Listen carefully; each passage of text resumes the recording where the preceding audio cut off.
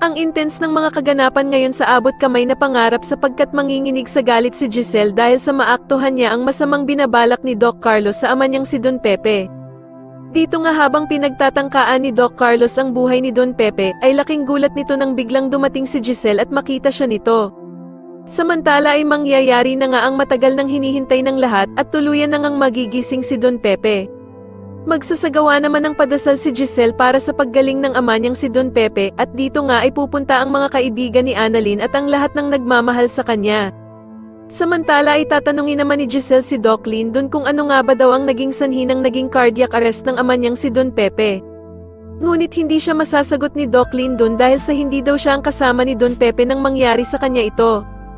Pero sasabihin naman ni Annalyn na si Doc Carlos nga daw ang naabutan nilang kasama ni Don Pepe kung saan ay nagsasagawa nga daw ito ng pagre-revive sa lolo Pepe niya.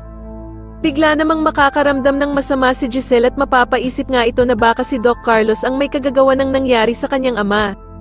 Sa kabilang banda naman ay magpaplano na naman ng kaplastikan ang mag-inang Zoe at Moira, at dito nga ay sasabihin ni Moira na dapat daw ay umattend sila ng pa-prayers ni Giselle kay Don Pepe para mabura na ang paghihinala nito sa kanilang mag-ina.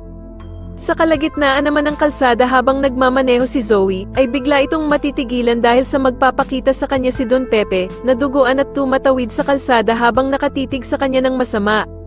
Samantala habang kinakausap naman ni Doc Carlos itong si Don Pepe at sinasabihan ng sana daw ay mamatay na ito, ay bigla namang didilat ang mga mata ni Don Pepe at tititigan nga nito ng masama si Doc Carlos.